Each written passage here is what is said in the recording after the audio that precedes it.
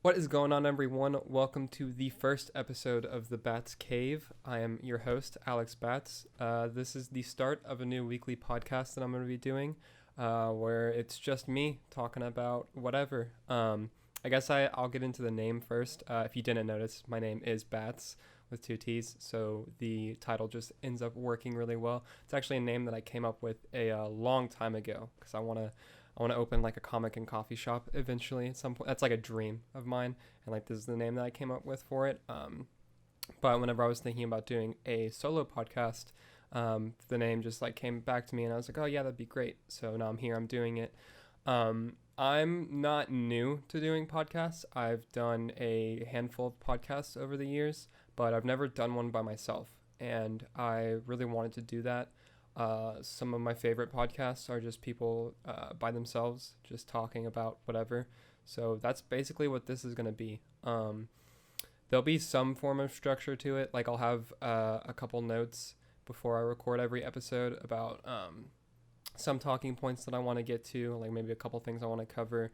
But for the most part, I'm just going to keep it kind of loose and just talk about whatever comes to mind. I'm definitely going to go off on a lot of tangents throughout this podcast at different points, so bear with me on that.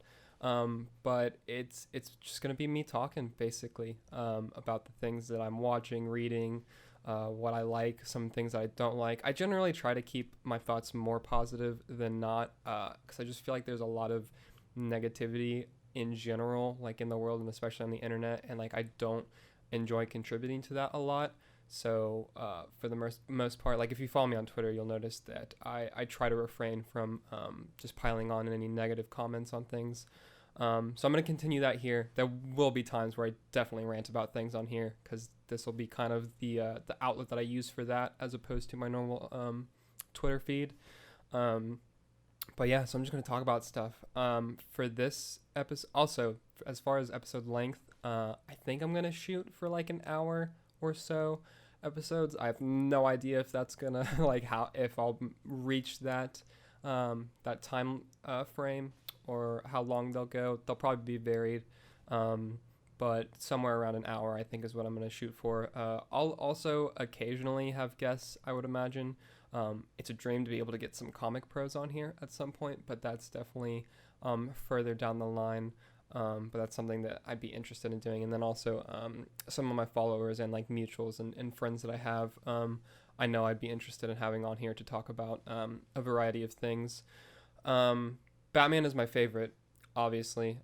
If you follow my Twitter, which I assume most of the people watching this or listening to this will get here from my Twitter account. Batman's my go-to, so I'll definitely talk about at least something Batman related every episode. But I have a lot of other interests too. Like I love fantasy. Game of Thrones is one of my favorite things. There's a couple different fantasy series I really love. I love mythology a lot. Like I've actually just been rereading the Percy Jackson books. I love video games so much. Movies and TV, like I love them a lot. So there's just a whole lot of things that I want to talk about, and I'm just going to use this space to be able to do that. But that said, that's not what this episode is going to be about. I thought that it would be cool for the first episode to kind of be, I think I'm going to title it Origins, which you've already seen the title if you're listening or watching this. So that decision will have been made by the time you're listening. But I just wanted to talk for this one kind of how I got into Batman in general throughout my life. What I was exposed to first and like how everything kind of snowballed into going from just Batman to comics in general, some of my like favorite Batman things, and things like that. So yeah, I mean, I honestly, because people ask me all the time when I got into Batman or how I got into Batman, and I honestly cannot remember a time where I didn't love Batman. Um, Batman's just always kind of been there. Like some of my earliest memories are watching the Batman '89 movie. I was born in '96, so I was born almost a decade after that movie came out. But I remember like watching the '89 movie when I was a kid and watching the animated series, the reruns of that whenever I was a kid. So I just remember like laying on the living room floor and watching those over and over again. But really, like my dad is definitely who got me into Batman. My dad just always thought that he was really cool, and a really awesome character. And so I kind of got that love for Batman from my dad. Um, and so yeah, it just, I think, I don't know if I would imagine that I saw the animated series before the 89 movie, just because of the maturity level between the two. But I definitely saw the 89 movie when I was really young too. Like I can't, I don't know, like 5 or so probably. I mean, uh, it's just always been there kind of in my mind. So between the animated series, which I absolutely love, I adore that show. It's such a fantastic take on Batman, and I mean, it's a fan favorite and as revered as it is for a reason. Um, but just watching that show over and over again, I'll always remember. And then that mixed with the '89 movie, and then the sequels to it, like Returns and Forever, and Batman and Robin. I would just go like back and forth between all of those movies when I was younger, watching those over and over. And so those are probably the two beginning things that I remember as far as Batman. So I would watch those, and then I also got, I don't know how old I was whenever I got it, but my dad got me this Batman encyclopedia. I don't know if it was an encyclopedia. It's The Ultimate Guide to the Dark Knight. Is the name of the book, and it just is this. It's not an encyclopedia exactly, but it's kind of like a visual dictionary type thing. Actually, still, it's on the shelf behind me, back there somewhere.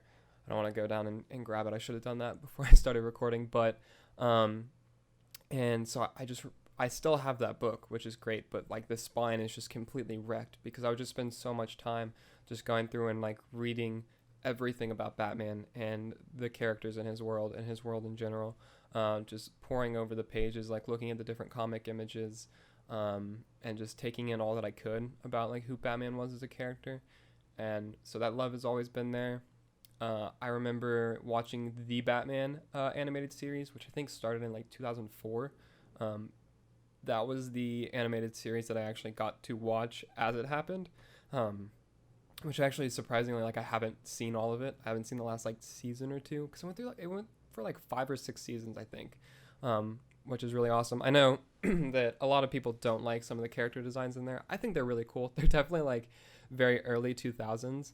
But I like them. I think it fits. It's a really nice and like unique take on Batman and his world. I know like Superman and some of the other heroes get introduced in the later seasons too.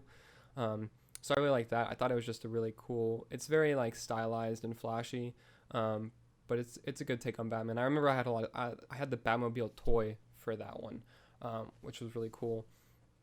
But so there's all those. So it's just the original movies. Always like I remember. Especially the ending of like Batman '89, like that sticks in my head a lot. I remember showing one of my childhood friends like that movie, and he's 2 years younger than me, and so he was really really little at the time. And I remember the ending of '89 whenever Joker is laying there, and the laughter is still going on from like the chattering teeth in his pocket. I remember that freaked my friend out, and I was like, oh no, it's fine, like he's dead, it's okay. So that's just a memory that I have that like sticks. So I had that, and then my dad even built me. He was a carpenter, worked at like I actually work where he used to work now, at this woodworking shop.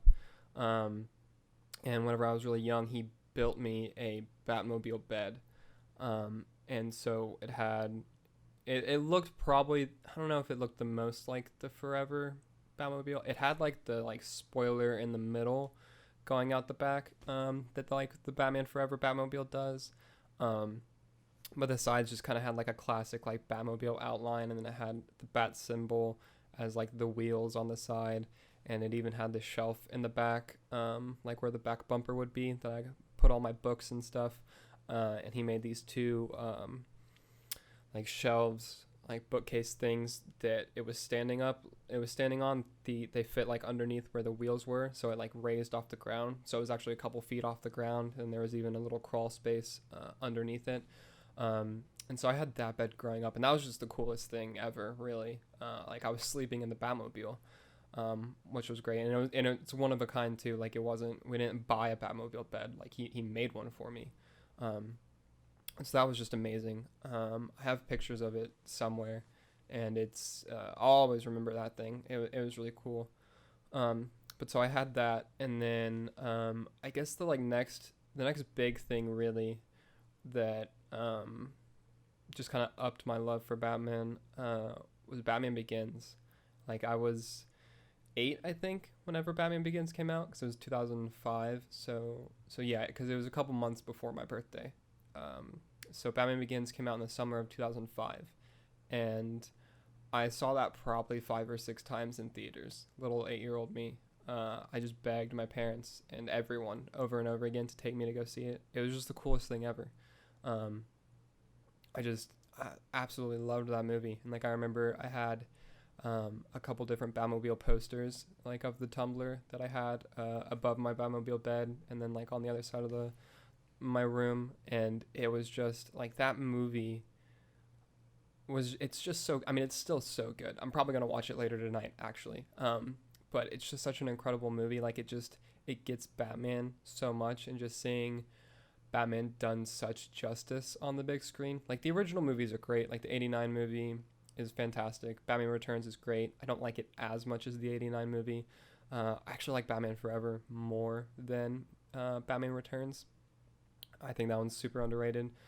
Batman and Robin is a great comedy, but Batman Begins really, it was a real Batman. Like Batman's ridiculous, just as a character in general. Like the dude dresses up as a bat and just beats criminals like every night. That's just what he does. And like you can't do that in real life. Like it doesn't work. But Batman Begins kind of makes you think that it could. It just very much puts him in our world, and it's such an amazing realization of Batman and his characters, and such a good like real world adaptation of him. And Christian Bale was just phenomenal in that movie. He's a great Bruce Wayne and Batman. And so that movie, I just like I couldn't get enough of it. I remember whenever the special feature, or not the special features, but the DVD for that came out.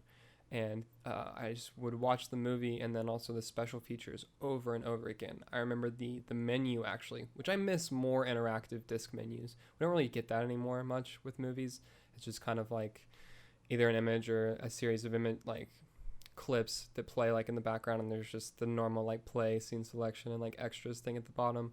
But like the special features for the Batman Begins disc, I remember it was like comic pages, and you could scroll through and like different parts of the page would be highlighted, and those went to different features in the special features. Like I know they had one specifically about the bat suit.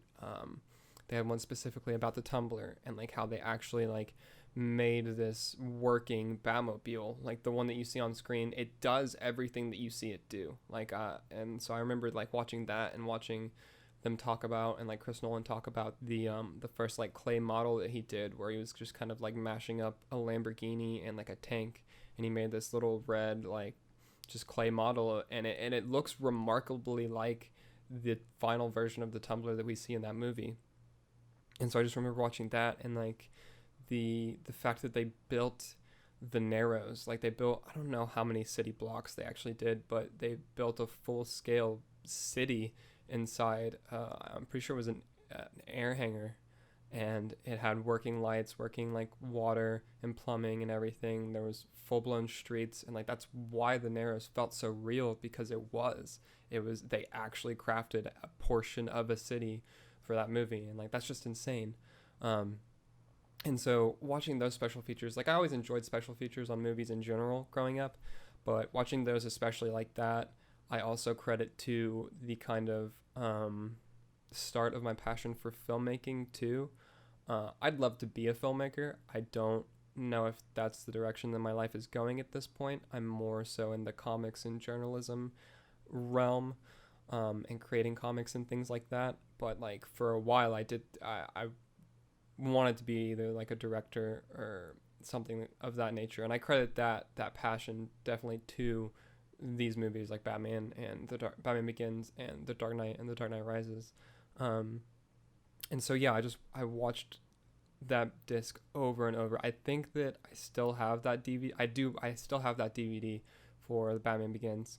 And so that was amazing. And then I remember a few years later, we of course got The Dark Knight, and that was pretty insane. I remember because I was 11 whenever The Dark Knight first came out, and some of my earliest memories being on the internet are actually looking at the posters for The Dark Knight. Like, I remember the character poster of the Joker where he's just, like, writing "Why So Serious" in the fog, kind of. And, like, I remember seeing that character poster and the like, "I believe in Harvey Dent," and then the Batman with his Batarang, like, over his face, and then the Joker with the Joker card.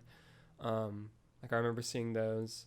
The first teaser trailer for The Dark Knight, where it's literally just, there's the visual just of the bat symbol and the blue kind of like breaking through behind it, but there's no actual footage from the film. It's just all the voiceovers. Like, I remember seeing that, and I remember going to see The Dark Knight, and I want to see it in theaters again so badly because I was too young to really appreciate and kind of like understand what I was seeing. Like, I loved it, of course, but there's so much more to that movie that the older I got, the more I appreciate it and understand it and like respect what was done with that film. But yeah, I remember going to see that and just being absolutely blown away. Like, Heath Ledger's Joker, I mean, what can be said that hasn't been said already? You know, he's just, there's a reason he won the Oscar for it, and he's heralded as much as he is for being the clown prince of crime. Like, there's no, you can't do that again, really. Like, I'm extremely excited for Joaquin Phoenix's Joker. I can't wait for that movie, but it's just, it's so different, and it has to be, because you really, like, Heath Ledger just created his own version of the Joker, and we've even seen some comics since then take inspiration from that, like the Lee Bermejo and Brian Azzarello Joker graphic novel. I feel like you can definitely draw like direct influence from how Heath was in The Dark Knight and why that comic is the way that it is. Like, his performance changed, I think, comic book movie villains, and like that movie in general just changed comic book movies. Like, it's still considered the gold standard of comic book films. Like, every time one comes out, I feel people are like, well, yeah, but is, like, every time a new comic book movie comes out, people will be like, yeah, but is it as good as The Dark Knight? Like, is it that level? And it completely changed the genre and just showed, like, Batman Begins was like, okay, I feel like that was kind of the beginning of the modern superhero movie. Like, we had X-Men in 2000, and we had Spider-Man, the Raimi trilogy in like 2002 to like 2000 or 2001 to 2004 or something. I don't remember exactly when those movies came out. But Batman Begins really was like the start of like, okay, this is how good these movies can be. And then The Dark Knight came out, and it was like, okay, well, this is how good these movies can be. Like, we can have something just truly incredible from a filmmaking level, and it just also happens to be a Batman movie. And I think that's one of the reasons that movie works so well, is just on a fundamental level, like, it's just an incredible film. Like, and it just so happens to be about Batman and his characters. It obviously takes a lot of inspiration from The Long Halloween. It tells the fall of Harvey Dent pretty perfectly, really. There's obviously some deviations from how The Long Halloween is told. It's not a murder mystery. You don't get 12 different Batman rogues in it, but you get the core story of Harvey Dent falling in it, and you also get the Joker playing such a prominent role in that happening. And for it to be able to do that and do all of it so seamlessly is just, it's incredible. And so I remember like seeing that, and then have to admit, this was before I really understood the repercussions of like pirating and things like that. But I remember it was probably like a month after the movie came out. I don't remember how many times I saw that one in theaters, actually. But I saw that, and then one day my dad came home, and he had a bootleg of The Dark Knight. And I do not condone pirating movies or getting bootlegs or anything like that anymore. I was too young to really understand. I just wanted to watch the movie. And like he came home with that, and I legitimately watched it every night before bed. Like, I would just put on The Dark Knight and just watch The Dark Knight. And so I did that up until the movie came out, and then I made my dad take me to Best Buy the day the DVD came out. I got the DVD for The Dark Knight. I still have that copy of the DVD, and I just watched that over and over again. And I kid you not, for years, I put on The Dark Knight every night before I would go to sleep. And I'm not exaggerating when I say that I know that movie line for line from memory. I can recite that film. I've seen that movie countless times. It just has such a special place in my heart. Like, it just fundamentally changed my life, honestly. Like, Batman Begins really ignited that passion that I had for filmmaking, and then The Dark Knight just took that to a whole other level of love and appreciation, and just what it did for Batman and Joker, and just really everything. Like, for me, I can't express how much I love that movie. And yeah, I can recite it from memory. Like, I would put it on before bed, and of course I would fall asleep like during it. And so in order to make it to where I didn't just see the beginning over and over again, I would start it at different points in the movie whenever I would put it on before I went to sleep. That way I was getting an even spread of exposure for the whole runtime. And so I did that for years, just putting that movie on and just watching that movie. So it's burned into my brain. I remember one time I was in high school, and one of my friends like texted me during class, and they said that they were watching The Dark Knight in class. And I was like, oh, like, what scene are you on? I was like, send me a line that like someone just said. And like they texted me one of the lines that someone had just said in the movie, and I was like, okay. Like, I thought about it for a second, and then I thought about what line would be being said by the time my text was received and they read it. And so I like typed out the line and like sent it, and they responded, and they're like, they just said that line as I read it from like your text. And I was like, yeah, I mean, I know. And so it's just that movie, I don't know if anything can really get to that level of like a special place in my heart as that one. I literally, for the last like 2 years of high school, also carried around a DVD copy of that movie. That way, if we weren't doing anything in class, I would ask my teachers if we could put it on and just watch The Dark Knight. So I really like, I love that movie so much, and I have so many memories of watching that movie. I would show my friends that movie over and over again. Like, if we were just hanging out, I'd be like, oh, we should watch The Dark Knight. And so like they have parts of the film memorized just because of me watching it on repeat. And so yeah, that was crazy.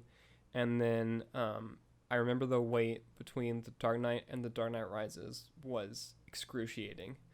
Because at first we didn't know exactly if we would get one because of the unfortunate passing of Heath and the tragedy that was and is. I remember it was quiet for a while. Like, after that movie came out, we didn't know exactly. Like, there was a long time where there was no word on like another Batman movie.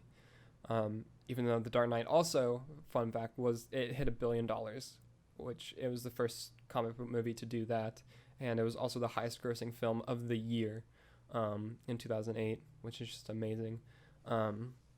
But so we didn't know for a while about the next one, and then I remember I'd started using the internet more, and I remember when more and more information started coming out about another Batman movie. And I remember when we found out it was going to be Bane, and when Tom Hardy was cast as Bane. And I remember seeing the first images of him released, where it's just the shot behind him, and you see like his shoulders and just how like ripped he is, like, just not even ripped, but just like how bulky, and just he's just such an imposing figure. And I remember seeing his mask, and like it's so different than his comic book mask. Like, it's pretty much, I mean, everyone knows how it looks, but it's just like the white part of his mask, but it's this mechanical like breathing apparatus now. And I remember just being so like I don't know if amazed is right, just curious about what that was and why it was the way that it was. And like I just had so many questions. I remember watching and seeing like as all the promotional material came out, and just like eating up all that I could, and it was such a long wait for that movie. And then I remember when it came out, I actually went to a midnight showing of that movie by myself, because no one else that I knew wanted to go to the midnight showing. So I went by myself. I was 15 at the time, I think, if I'm doing that math right. I was either 15 or 16, and so I went to that midnight showing by myself because I had to see it immediately. And I remember just being completely like blown away by that film too. The Dark Knight is my favorite of the trilogy. It just has to be. But to this day, depending on the day, I'll flip-flop between whether or not I like Batman Begins or The Dark Knight Rises more. I think that The Dark Knight Rises is pretty much the perfect like cap to that trilogy. I think one, it was a genius move to put the time gap between The Dark Knight and The Dark Knight Rises, because I remember before the movie came out and Nolan had said that they weren't going to address the Joker at all out of respect for Heath, and that was definitely the right thing to do. And so putting that time gap there allowed them to do that and allowed it to make sense narratively. And then you just assume the Joker just never broke out, like he's just still in a cell, or maybe he was killed in the cell. I don't know. You just don't have to worry about the Joker whenever you put that time gap in there, and so I think that works. But then it also shows, like he narratively made it really impactful, the Dent Act and Batman covering up for Harvey Dent, and really used that as a plot device in the film. And I think it was really a genius move, because you have a Batman who's able to stop being Batman because he won. Like, yeah, it wasn't a morally clean win, but crime is almost gone in Gotham, which is unheard of. That's something that we don't really see in anything Batman. And so for that to happen to where it gets to a point where there's no need for Batman anymore, I think it's such an interesting way to start the story. And then you have Bane, who comes in and just tears it all apart, basically. I think there's some really interesting callbacks to it's more of a sequel to Batman Begins than The Dark Knight is. And I think that's really interesting. I think that's really fitting for a closing chapter of the trilogy. Like, it gets its sequel right from The Dark Knight and all of the Harvey Dent areas that it covers. But then thematically, it gets a lot of its being a sequel to Batman Begins through like Talia, who I don't love Talia in this movie. I have to admit, she's probably one of my like minor complaints. Marion Cotillard is phenomenal. She's a great actress, but Talia in this, she's not shoehorned in, but I feel like if you're gonna do Talia, you can do her better than she is in this. Still, that's a minor thing. I think that how am I forgetting her character name? Not Talia, but what her actual character name is. Man. Oh, I'm kind of ashamed of myself right now that I can't remember. Oh, Miranda Tate. Yeah. I think the Miranda Tate as a character works really well in this film for what she does. Her being Talia is just a really nice way for them to pull Raish. No, it's not Raish or Roz. It's Ross. It's a really interesting way for them to pull him back into the movie thematically, which I like. But there's so many fantastic moments in this film. Like, I remember just completely being awed at the first fight between Batman and Bane. Like, that's in my top 2 comic book fights between like heroes and villains.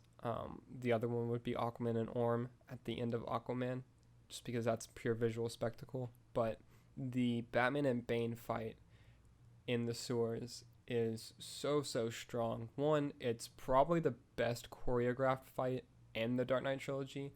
That's one thing that I will admit is kind of fight choreography. I won't say fight choreography. Filming fights is not one of Nolan's strong suits that we've seen. Aside from, I say that, but then I think about the tunnel scene in Inception. But that's kind of different because of the way that that's framed. Like, that has an air of spectacle to it, and the fact that the hallway's turning and like that set is just crazy. But like, I know a lot of people have complaints about the fight choreography and how it's filmed in the Dark Knight trilogy. Like, it's not the best that we've seen Batman fight. I think it's really good for what Nolan was going for, especially like in the first one, like in Batman Begins. He wanted him to be very quick, brutal. Like, he's not about being flashy. He's about getting the job done. And then also in the way that he filmed it, he wanted it to be kind of like disorienting, and like you feel like the thugs and that you don't see him, and like you can't really prepare to counter him because of that. And so I think that works well, especially in the very, very first fight scene that we see with Batman, like at the dockyards in Batman Begins.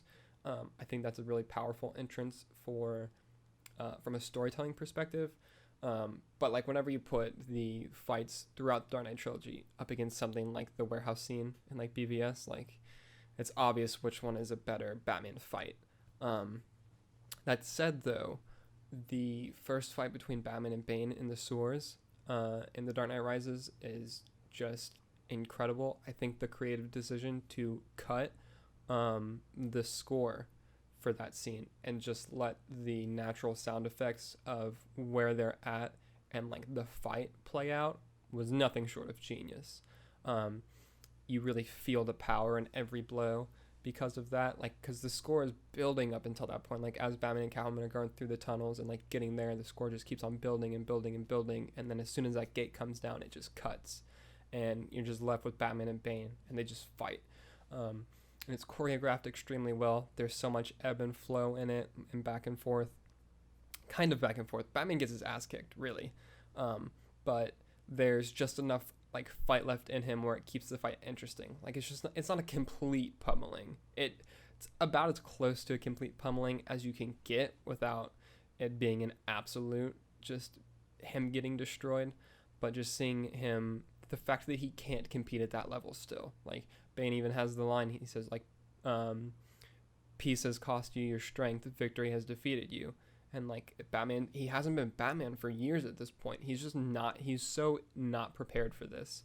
And it really shows you that whenever you see this fight. Like Bane is just leisurely beating Batman's ass. Like it's a no contest. The shot of Batman after they fall off the catwalk and Batman's been kicked on the ground and he stumbles up the stairs, and just the guttural yell that he lets out.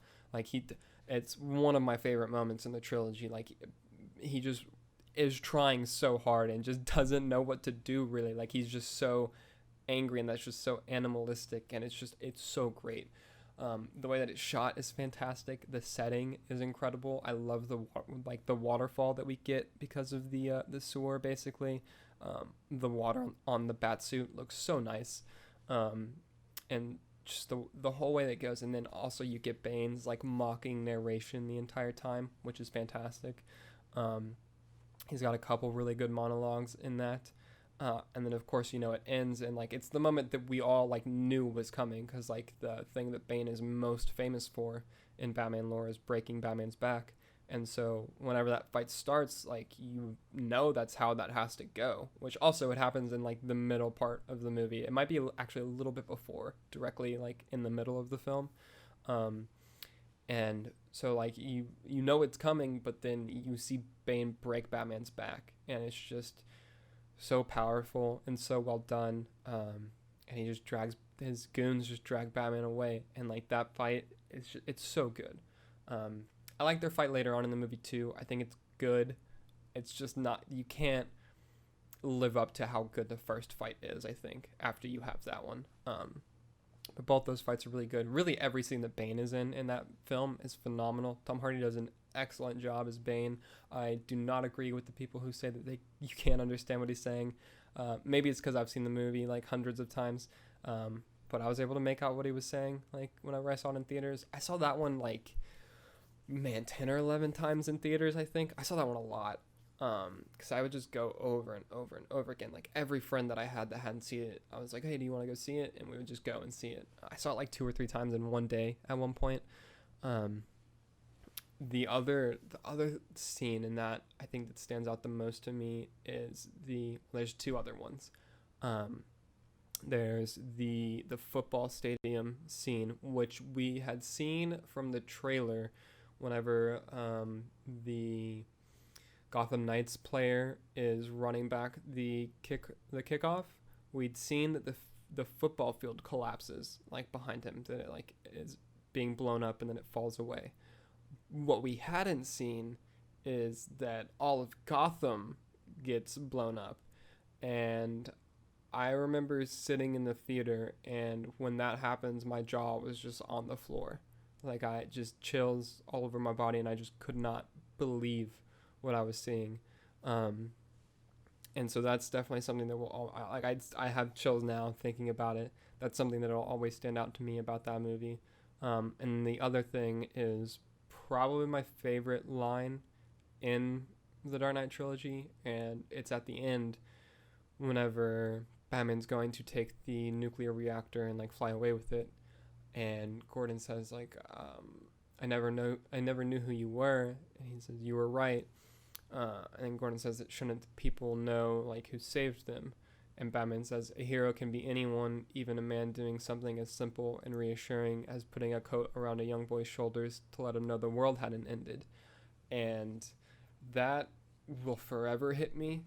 And also the fact like it cuts back to it shows the clip of Gordon putting a coat around Bruce's shoulders from Batman Begins, and also the music cue is the exact same, which that's another thing. Hans Zimmer's score throughout all of these films is just incredible, but the music that plays in Batman Begins whenever Gordon puts the coat around his shoulders is the same music that plays at the moment that Bruce delivered that line, and it's too good. It's just phenomenal.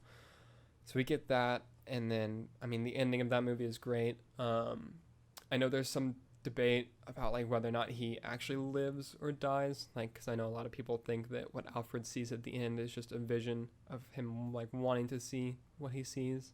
I fall more on the thinking that it's real and that he actually made it, just because, which I love this about Nolan, because he loves ambiguous endings. Like he likes making his endings to films to where you can debate about what, like, how it actually ended. Like the Inception one, I think, is the biggest one that you can like debate whether or not it's a dream or not. But in this, I love that, like, one, in the middle of the movie, he established that Alfred has that vision, and like he thinks that he sees Bruce at that cafe, so he plants that seed to where it could be a vision.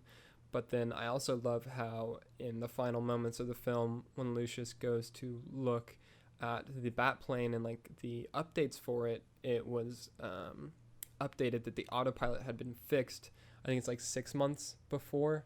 So before Batman had his back broken. So the fact that the autopilot could have been working, like that seed also leaves the door open for it to not be a vision, and that Bruce actually did survive. So I lean on that one just because I like the idea of Batman getting out of it and having a happy life with Catwoman. I just like that more, I think. But I feel like either way it works, really. You get the heartbreaking scene of Alfred crying at the grave. It's so good. There's so many good things. I will say one thing I still don't like about the movie is that Joseph Gordon-Levitt's character, which he did a fantastic job, and I love what his character represents. I think that he is a great stand-in for Robin. He represents the idea of Robin, that Batman has someone that helps him in his war on crime.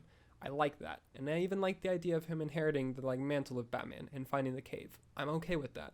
The thing that I don't, and it's cool too because he even like has a little bit of Tim Drake in him, in the fact that he like deduces Batman's secret identity and like goes to Bruce and, you know, finds him in that thing. I think that's cool. The thing that I don't like, and I still don't like, is the fact that they actually made his first name Robin. Oh, I'll never like that, unfortunately. I remember it made me so angry the first time I saw it in theaters, and it still makes me angry, especially because people are like, oh, he's Robin. Like, he is not Robin. He's not Dick Grayson. He's not Jason Todd. He's not Tim Drake. He's not Damian Wayne. He's a good representation of like what Robin does for Batman, but he's not. And like, I'm even okay, like I said, with him getting the mantle, but just calling him Robin was a little too on the nose for me. I didn't like that touch. Everything else is great though. And yeah, so I mean, I've watched that movie. That movie is probably the one that I've seen the least out of the three, just because it's the last one. So I just didn't rewatch it as much, and I was also older, so I had less time to be able to rewatch, just because of life. But yeah, no, the Dark Knight trilogy is something that those movies will forever have such a special place in my heart to me. Those really, like, my love for Batman was just even more informed because of those. But that's really like the kind of, I just want a huge tangent about why I love the Dark Knight trilogy so much, but those really were some of the things that like made my love for Batman grow even more, like, as I grew up. But right before the Dark Knight Rises came out, actually, so basically my whole life I had consumed books and different things that would tell me about Batman and his world and things like that. Like I had the Ultimate Guide to the Dark Knight thing, and I got different books like that. And then as I got a little bit older and the internet started becoming a thing, I would watch videos or like read articles or whatever about Batman and also just DC Comics in general and some Marvel stuff. I know more about DC than I do Marvel on the whole. But so I would know about comics and kind of what happened in his history and roughly like what takes place when and the like major events and things like that and kind of sort of how things fit together. I had a general understanding, I would say more than the average person growing up, just because I would like to keep tabs on it and just I was interested in the world and everything like that. But I had never actually read comics. And it was probably like it was early 2012, I think. And I went to the bookstore one time and I picked up Hush and The Long Halloween. They're the first two Batman comics I ever got. And I sat down and I read Hush in one sitting. And then I picked up The Long Halloween and read that in one sitting. And that I was hooked. It was amazing. Like they're still two of my favorite Batman stories. And they're so good. And that really started me getting into the actual comic side of things. And after that happened, I like started looking up. I was like, okay, where like what are the current like comics like? And at this point, Scott Snyder and Greg Capullo's New 52 run was 5 or 6 issues in, I think. And so I made a Comixology account and I went and I got caught up on the 5 or 6 issues that they had out at the time. And then from that point on, I've been pulling the Batman comic monthly and then bi-weekly now, which it has been for like 3 years at this point, or almost 3 years, I think. Over 3 years, because Rebirth started in 2016. But yeah, so since like issue like 7 of New 52 Batman, I've been pulling the main Batman title. And so Scott Snyder and Greg Capullo's run on Batman, that was the only comic that I was reading month to month for a long time.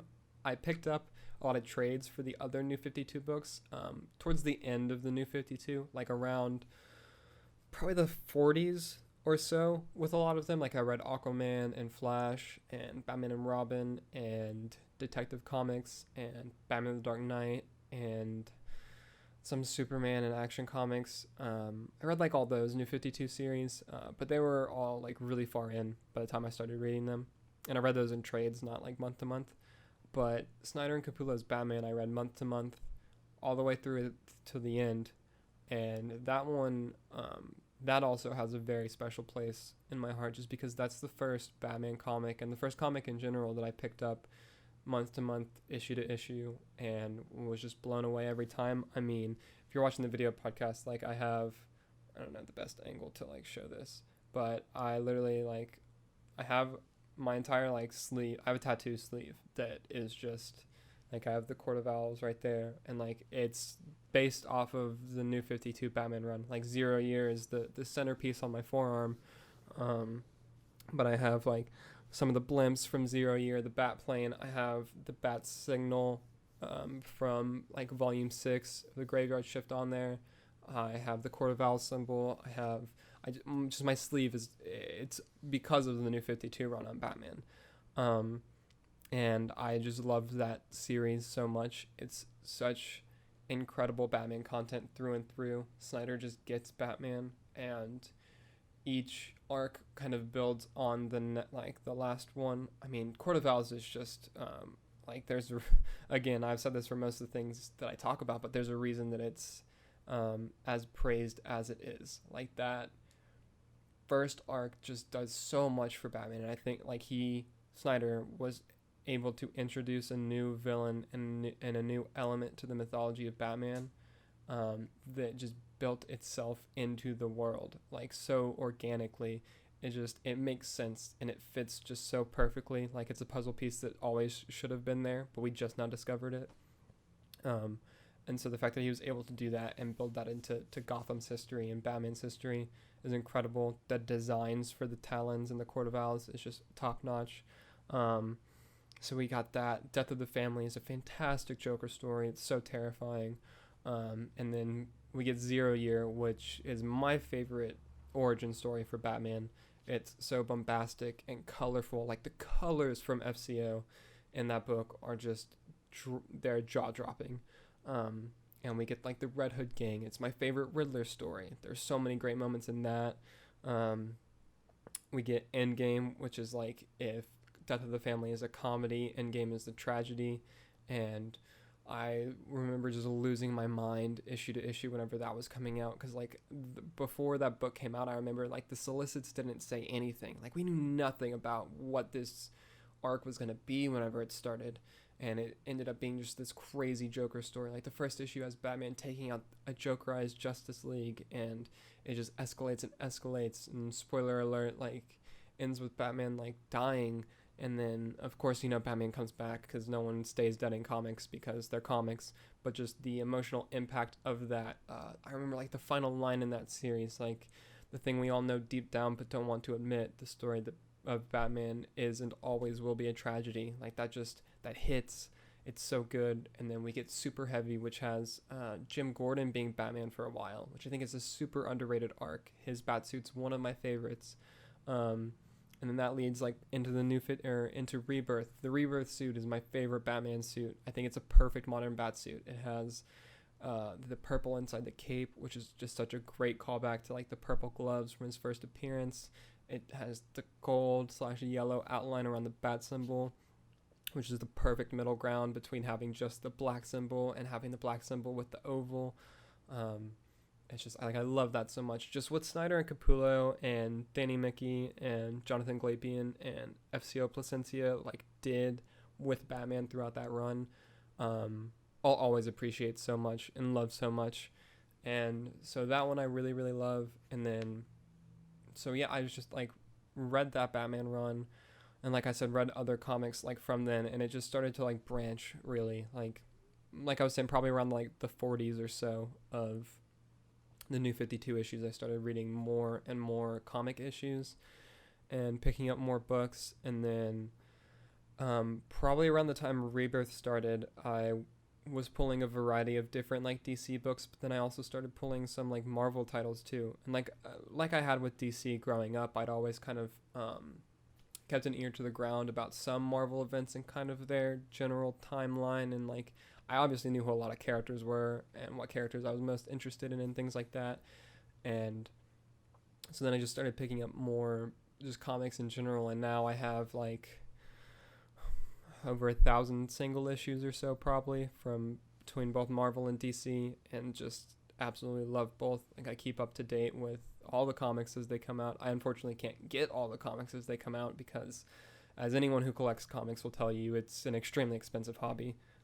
It's not cheap, but I still keep up with the things that I love most in them and what I want to like read most and cover most. But at the end of the day, I mean, Batman will always be my number one there. Like I love him so much. And I mean, that's pretty much, I think that's most of the things about like how I got into Batman and Batman comics. Like Hush and the Long Halloween were my first two, and then the New 52 Batman. And then, like, Batman Noel is another one of the first ones I read. The Killing Joke, of course, is another first one, just because those are some of the big ones. I read Batman Rip before I actually read the full run from Morrison. But I read the full run from Morrison before Rebirth started. I think. Maybe like right after Rebirth started. I read Morrison's run all the way through, which I really loved that as well.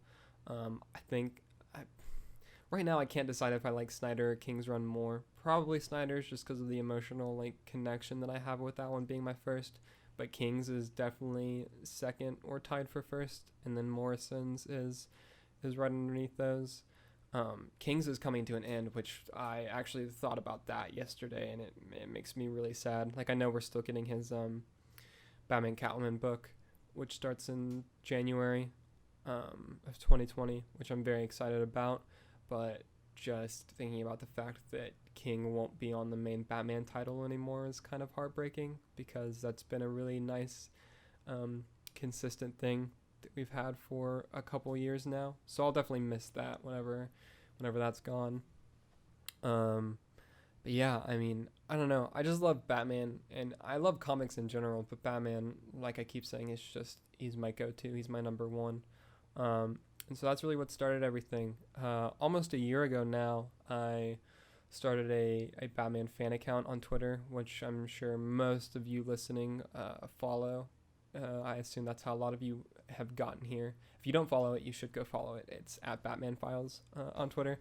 But so I started that not quite a year ago yet, and it's one of the best decisions I ever made to make that account. Shout out to my friend Joe, actually, who runs a Black Canary account, and because he convinced me to make it was a Let's Talk account at the very beginning, because that was a thing on Twitter for a while, and I was debating making one in general. I actually made one for Scarlet Witch first, and then I ended up making a Batman one. I was hesitant about making a Batman one because there was already another Batman fan account, and I didn't want to step on any toes, but I did it, and yeah, running that Batman account has been one of the best decisions I've made. I've met a lot of really cool people through it, but also just posting about Batman so much regularly, as much as I do now, has been really awesome for me. It's made my love for Batman even stronger because I'm just constantly finding and surrounding myself in more Batman content and just sharing my love for Batman even more. The feedback that I've gotten on it has been insane. I never thought that it would take off as much as it has now, and it just keeps growing, which is incredible. Thank you to everyone who follows it and supports it. So that's fun. I review Batman comics now for Comics Bookcase, which you should follow them if you don't, and check their website out. There's a lot of great people who contribute to that site. Zach, who runs that site, is great.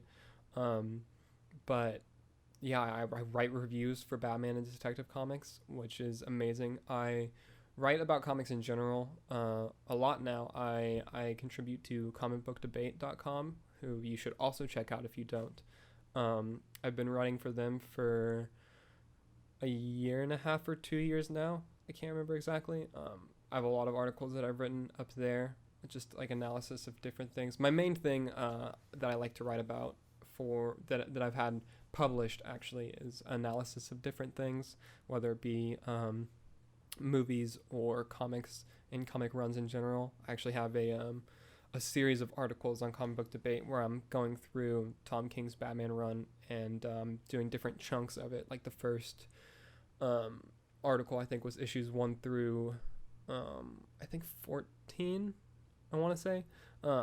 It was the first 2 arcs, so it was I Am Gotham and I Am Suicide. I went and I analyzed those issues, and then the next one was issues 14 through 20, and went and did those. And the next thing I'll do is the War of Jokes and Riddles arc. I'll deep dive into that one. But so just things like that. But I don't cover exclusively Batman stuff for that site. And then the stuff that I do for Comics Bookcase, like I said, I have reviews for Batman and Detective Comics coming out every week, since those are they're bi-weekly, so they flip-flop weeks. So I do that, but then I also do some other articles on there. So yeah, which is so cool. I love that I'm able to write about comics so frequently and have it shared on the platforms that I do get them to be shared on. I'm very appreciative of that, and I love that a lot. Other writing, I briefly kind of mentioned it earlier. I want to write. The ultimate goal is to be able to write comics for a living. I would love to be able to do that. But I know that realistically the comic industry is not a very sustainable pay off your house type of field at the moment, which sucks, but that's just the nature of how it is. And so that's where the journalism side of things comes. But I am a writer, and so I have a ton of story ideas. I have a ton of Batman story ideas, which I haven't written out a lot of them yet, but they're flown around in there, and so hopefully I'll be able to do that one day. I like writing prose too. I've recently started trying to write more short stories just to kind of practice that. Yeah, I don't know. I'm approaching the 1 hour mark, which is nice. I didn't know if I'd be able to do that on this first episode. But yeah, that's kind of, I guess, a like taste of what this podcast is going to be. Just week to week, I'll think of some stuff to just kind of ramble about. This is going to be the most personal podcast that I've done. I'll talk about, just me really and my thoughts on stuff. I appreciate anyone who's listening, who has listened to this far into it. Any feedback that you give, I'd be more than happy to see and read. If you liked this, I'm trying to make it to where this first episode will be up on all the major podcasting things whenever it goes live. So Spotify, iTunes, Stitcher, Podbean, and then there is a video version that will be going up on YouTube as well, if that's your thing. I actually really like the layout that I have for this. I think it's really cool. So be sure to check that out. Also, shout out to my good friend Sean for designing the logo that I have for this, which I absolutely love. He did the logo, and if you're watching the video podcast, he did the video overlay that you see. He's great. I go to him for all my graphic design stuff. If you need any graphic design work, send me a message and I'll get you to him. He's busier now, so it's kind of iffy about that, but shout out to him for that, because I love the way that this looks. So yeah, Stitcher, Podbean, iTunes, Spotify, YouTube. So whatever you're using to watch or listen, please consider subscribing. It would really mean a lot. And leave a like and rate and review on whatever you're using to listen to. Again, you can find me on Twitter at Batman Files is my Batman account. And then you can find my personal Twitter at APBatman with 2 T's. The Batman account, obviously, I just talk mainly Batman stuff and comic stuff in general. My personal account, I'll tweet more opinionated things about just other stuff. And then you can also find me on Instagram at apb.comics. I run that pretty much how I run my Batman account, except slightly different. I like the way that my posts are. They're very aesthetically pleasing, I think, but just a lot of more Batman comic content on there. So be sure to follow that if you're on Instagram and interested in seeing some more quality Batman comic content on your feed. So yeah, I think that's pretty much it. Thank you again for listening. If you made it this far, I really appreciate it. And be sure to tune in next week. Later.